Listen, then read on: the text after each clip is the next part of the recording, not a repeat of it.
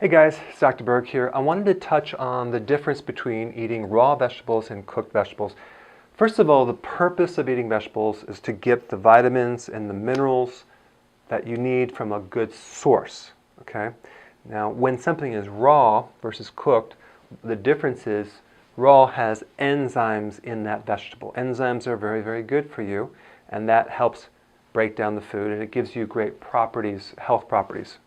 But the problem is that many people are missing the normal enzymes that the pancreas is supposed to release to be able to digest some of these fibers in the vegetable. For example, if I consume broccoli, it will cause serious pain in my intestinal tract. I can consume cabbage all day long, I could do kale, but broccoli, for some reason, tears me up.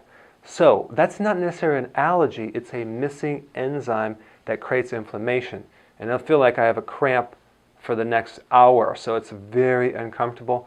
So what that means is that somehow along the line, I had some damage in my pancreas and I couldn't generate those enzymes.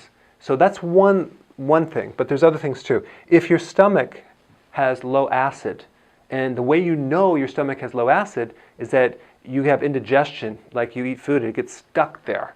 Or you have acid reflux, or you have GERD, or you might have constipation or bloating. That means the acids are lower. And if the acids are lower, it can't create the triggering effect for the release of enzymes from your pancreas. So that could be the very reason why you're not releasing the enzymes. Because when I was in college, grad school, I was taking the Megapaxilrolase because I had heartburn like crazy. Little did I know that was caused by not enough acid from all the stress that I was going through. But that's something that you can, if you actually just increase the pH of the stomach, acidify the stomach, many times you can see a great benefit of the full digestion of even vegetables. So that's something to look at. The next thing is that you have low good bacteria in your gut. If the bacteria, by the way, 90% of this friendly bacteria does the digestion in the small intestine. If you don't have enough of that, then you're going to get a lot of bloating and excess fermentation and rotting and all sorts of problems. But these microbes are the things that make enzymes for these fibers. In other words, they live on fiber. Now, if you're not used to consuming kale or a lot of other vegetables that you don't normally eat, like even broccoli or cabbage, maybe you have just like iceberg lettuce or spring green, and then you switch over, you haven't developed the enzymes yet, and these microbes have to grow and adapt to your foods over a slower period of time before you can digest them. So if you change over and you feel like you're not losing weight and you feel bloated, all that means is you got to cut it back. You're not ready to consume that many vegetables because that's too much fiber for these microbes to deal with. Now what I do is I have you go back to those vegetables that you were consuming before and gradually introduce it until you can achieve 7 to 10 cups of vegetables. But you have to sometimes ease into it. You can't do it overnight. The other thing you can do is you can steam the vegetables or cook them.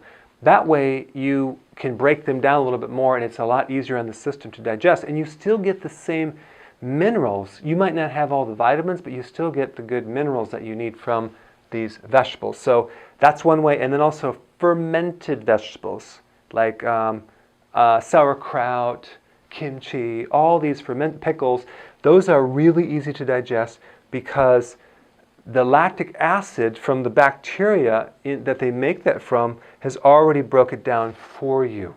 So you can consume some of that and that will really help your system.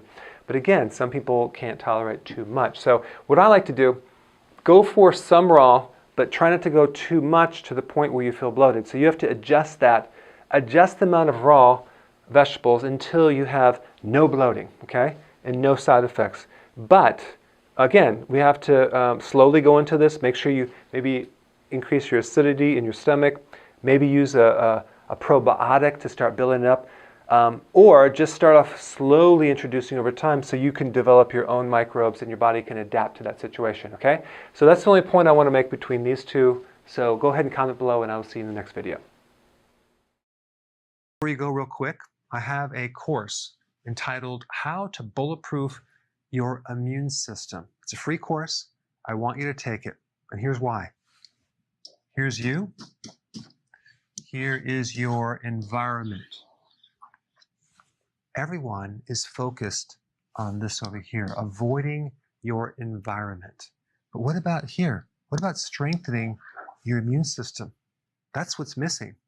This course will show you how to bulletproof yourself, and so you can tolerate and resist your environment much better by strengthening your own immune system. I put a link down in the description right down below.